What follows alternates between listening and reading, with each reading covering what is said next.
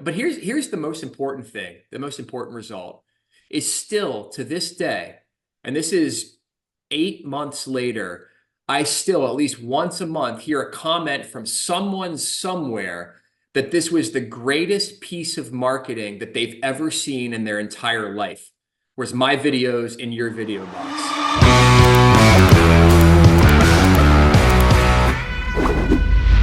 What is going on, guys? Caleb here with the Video Box Company. I am ridiculously excited today because I've got a good friend of mine, Tim Mulroy, having a conversation with me today about one of the biggest campaigns that I think we've had someone in his space launch. And he hasn't actually shared his figures with us yet. So we don't know if this is good, if this is bad, if this is ugly, or if this is one of the top campaigns that we've ever ran. I wanted to keep it a surprise for myself, so I would kind of get to be surprised as well. But Tim, thank you for joining us today. Why don't you, before we jump straight into the weeds here, give everybody that's watching a little peek behind the curtain on who you are, what you do, and we'll run the ball down the field from there. Hey, what's going on, Caleb? Thanks for having me on today. And it's an honor to be here because the work we did together was significantly meaningful in the launching of my recent coaching business. And yeah, just to give you some context, I'm 21 years in the private wealth management space, and I've held all sorts of leadership contracts. I've run entire firms, and recently made a decision that I wanted to focus on building a coaching business and organization to help other financial advisors get where I got faster, easier, with less headaches, right? Really just have them benefit from my wisdom. And that business is really, it's called R10 Coaching. So there's a little look at it there. I love it. Cool. Well, not to drag things out or anything like that. I like to do these just real short, snappy, and sweet. Give me the Yeah. lowdown here. Like, what initially inspired you in the first place to jump into this world of video boxes? Where did you hear about a video box? Like, what started you on this path in the first place? Yeah, so what started me on this path really was I think I got into your sales funnel. I'm not sure what happened. Somewhere along the way, I hovered, I hesitated over an ad, and all of a sudden I was getting targeted by Video Box. So this is years ago, right? So any of you marketers out there, listen, the results don't have to come all at once. I mean, it can take years, right? So I was in your funnel for years, and all of a sudden I was launching a coaching business, and I just wanted to do something different, unique. I wanted to stand out, something no one would ever see, had ever seen before, and something that people would always talk about. So that's what really ignited me to reach out to you.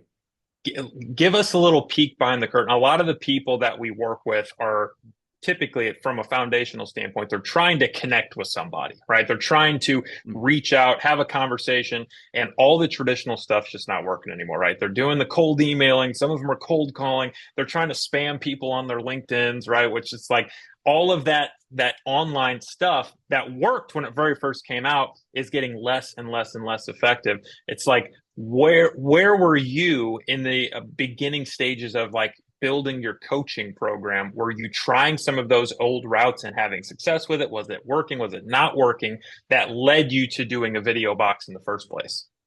No, I wanted to launch this the right way the first time. And coaching in the financial advising world, and probably in other industries as well, it's a very crowded space, right? Everybody's a coach, and we're getting hit up all the time by different people. Here's this person's course, here's that person's course, and it's all via email, and it's all just delete, delete, delete, delete, right? I wanted to do something that was unique and memorable. And so that's where the video box was a perfect fit. And also too, I think we're seeing for the longest time, it was like people don't need to get more mail, right? Make it digital. Well, now everything's digital, and all of a sudden snail mail is cool again. And so I just thought I can't even imagine people's reaction when they open the bubble mailer from their mailbox and they see a video start playing of me. And so I had to do it. Okay. Tell us a little bit about who these people were that you were trying to reach out to. Like, and how, give me a peek behind the curtain on how easy or how difficult they tend to be to actually have a conversation with. Well, in my particular case, I have a fair amount of history at the company and industry that I'm in, and so I'm at least a familiar face to a lot of people in the company. And so I didn't want it to be an email. I thought people would get a big kick out of it, and so um, I was approaching a very specific type of financial advisor in this space. I knew who they were, I knew where they were. I just needed a way to get their attention. Got it. So would you say, because a lot of people that go through this process, we tend to look at cold audiences, warm audiences, and hot audiences. Where would you say the people that you were reaching out to kind of fell on that spectrum? I'd say on average, probably a room temperature audience. Yep. Not Perfect. cold, not warm like they're expecting me to reach out, but yeah, room Yep. temperature. Okay, cool. So going down this path, you jump into the world of video boxes. Before you got started, what were some of the roadblocks that you had where you're like, this is really cool. I'd love to do this for us, but I'm worried about that or this, right? What were some of those things that were in your head that you were just like, that almost stopped you in the beginning where you're like, I don't really know how this part's going to work. Like, I know it's been a minute since we like built everything and launched everything. So I'm asking you to No, I jump back remember. into the Yeah. past a little bit. What were some of those roadblocks that were initially holding you up? I think the two biggest roadblocks or the two biggest worries I had were really going to come down to cost and quality. Can you, in a disposable multimedia player environment, generate enough quality that's not going to take away from your brand? And I think you did a great job when you sent out a sample and I opened that thing. Like the biggest thing I was worried about was sound. What's it going to sound like? Is it going to sound like it's coming out of like, a calculator speaker or something like that? Because I couldn't imagine. And it had this richness of sound that I really didn't expect. And then the quality of the printing and the quality of the screens, like it delighted me. It wasn't just good enough. It was exceptional, especially for what it was. So quality and then cost, like even if you do a big order like we did, I think we did, I don't know, was it 1,250 Something like boxes? that. And maybe Yeah. that's not even a big order, right? But even at like that $40 a piece, probably all in, getting it into someone's hands or whatever it was, like that's expensive, right? Mhm. And so like it was like this is going to be a risk, right? To invest 40, $50,000 to address my market in a unique way.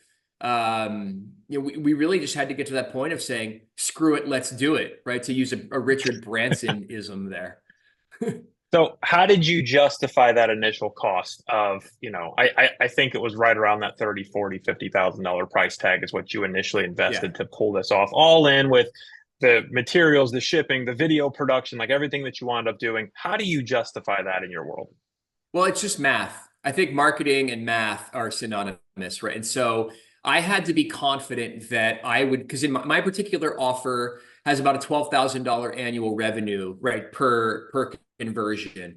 And so I just had to believe that we would get at least four more clients than we would have otherwise without doing the video box. And in the world of sending out 1,200 video boxes, like to think that at least four people wouldn't react, wouldn't respond than would have otherwise, it was ludicrous. And as we'll talk about in a couple minutes, the results were way better than that. But I just had to sleep well knowing that four would do it. And also, too, if nobody did it, we're writing it off anyway, right? So the government's paying for half.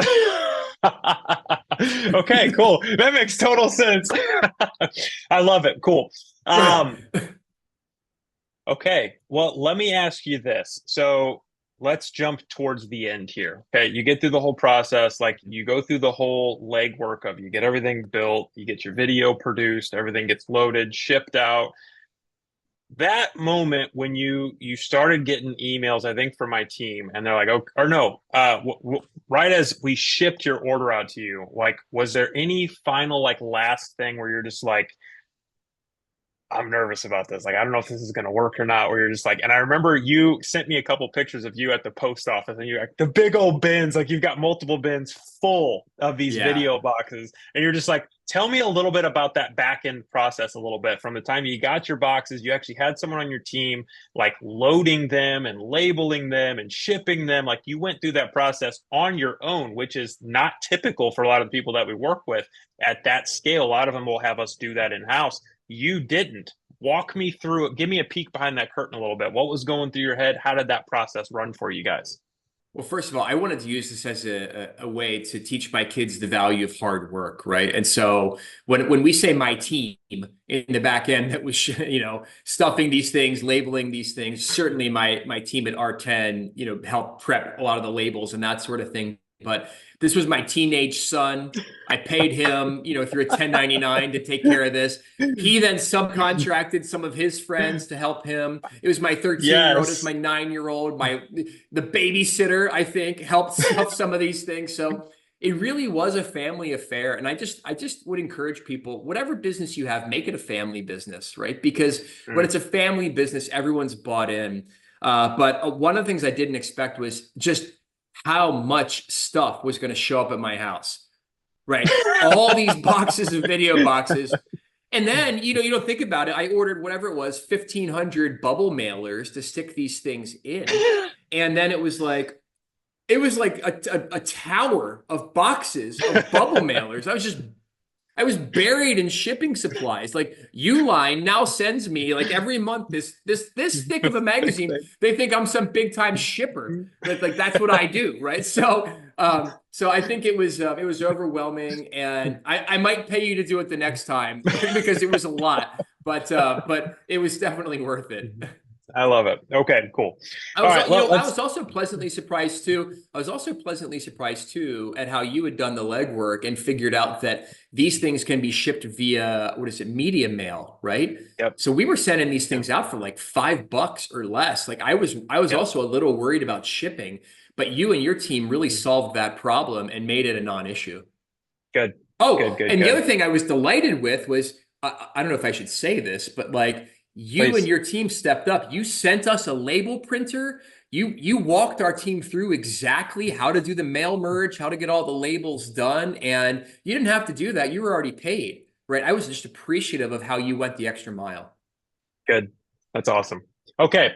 So let's get to the meat and potatoes, because this is what everybody, we sent out a big old email to our list asking what people wanted us to ask you. And almost every single person, they wanted to know what your results were, right? Which is like the most common thing people ask, right? Where it's like, what's the marketing math behind Tim's campaign, right? Mm-hmm. So I don't know if you have specific numbers, but give me a peek behind the curtain. So you sent out, I think it was 1,200, 1,250, whatever it was, boxes. What happened next? Yeah, so the end of the campaign, like if we look at the investment in the video box, you're looking at probably 10 to 12x, right? We ended up generating, holy cow. We ended up generating about 550,000 of annualized revenue at the end of that campaign. And so I think we were in it for 40, 45, if you include what I paid my teenager, right, to help stuff the boxes. Now, we had some video production costs and things like that on the back end, but we were going to use videos in an email campaign anyway.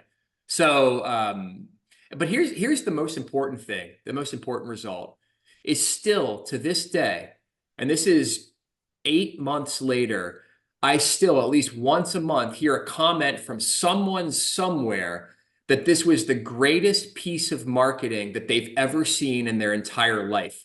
Whereas my videos in your video box. Dude. So you can't, in fact, it's so good that I'm actually stressed out about the end of this year.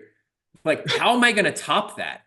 Like, am I sending another video? But like, I need your coaching here, because it's like, I've got some ideas I'd like to talk to you about offline, but like how do you follow up with a second video box? How do you go bigger? And is there a way to go bigger and better than a video box? I don't know.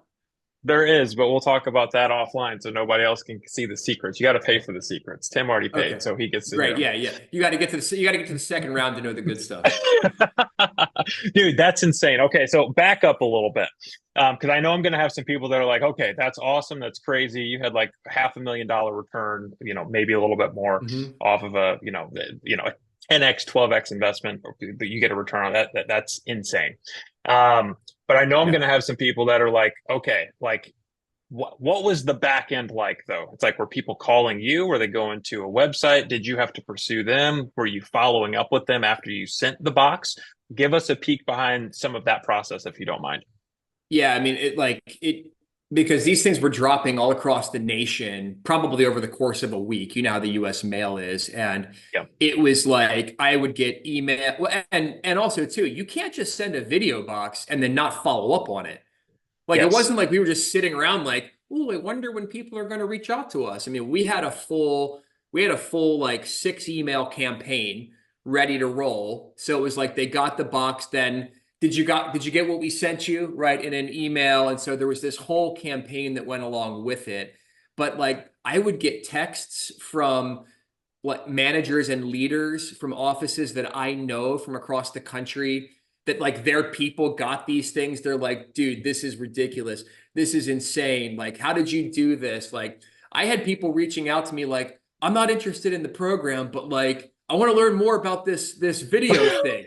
So some people were more, not many, but some people were more interested in the marketing than they were in the actual content, which was Sorry, great. It was Tim. great.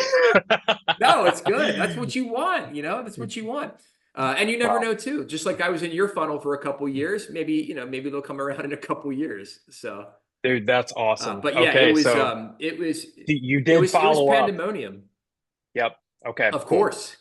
Yep. Yeah, remember, Yep. like, don't forget, right? The average sale is made after the seventh attempt, and the average salesperson quits after three. Right. That if Yep. that doesn't keep you up at night, then you need to reevaluate your business. Yes. Last two questions. And I know you are, which is what I love about you, you are high level. So you're just like overall revenue. This is about what we did, 10x return. Had a couple people that are like, do you remember what the response rate was from this? You sent out 1,200 of them. Any idea roughly how many people responded off of that initial batch? So I don't know if I tracked response rate, but I know I got about 15% of them into an info session. Dude, that's good. So I don't know about like response to info session, but yeah, so Yep. about 15%.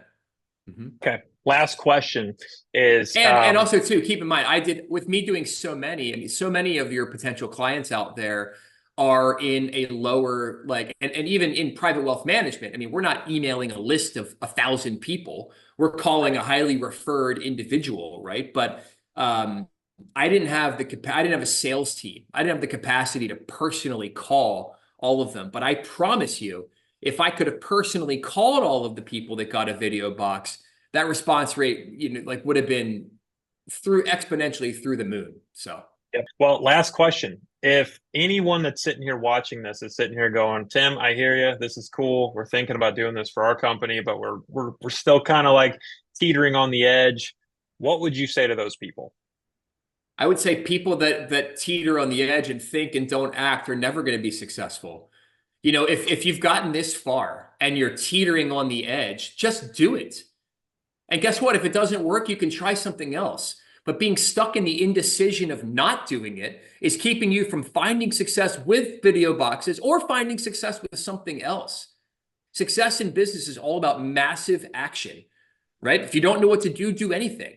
And if that doesn't work, do something else. And if that doesn't work, do something else. So if you're this deep into this video and you still haven't pulled the trigger, where else in your life is indecision impacting you? Make the decision. Heck freaking yeah. Dude, Tim, any other final thoughts, remarks, anything that we haven't already discussed that you want to leave everybody with here today? I think at this point you could just drop the mic and walk away, but I want to give you Yeah, one last thing. Is there we're gonna- anything else? Yeah, drop it. No, I would just say that you have a really cool, unique niche business, and I just want to thank you and all of your team for the work that we did together. Hopefully, you have some ideas up your sleeve, and we can try something else together here at the end of the year. But no, I guess the last thing to say is thank you, and for all of you out there that are watching Caleb in his ice baths on Instagram or getting his testimonial emails about Video Box. I would just say this is a creative dude and he has a great team. He has a great heart. He follows through on what he said he would do. And that's one final thing I was concerned with is like, who's this guy in whatever state you're in with your team of however many couple, people? It's like, am I really going to charge $40,000 on an American Express card? Like, it's like, look. So it was risky, but he did everything he said he would do and more. Thank you for that, Tim.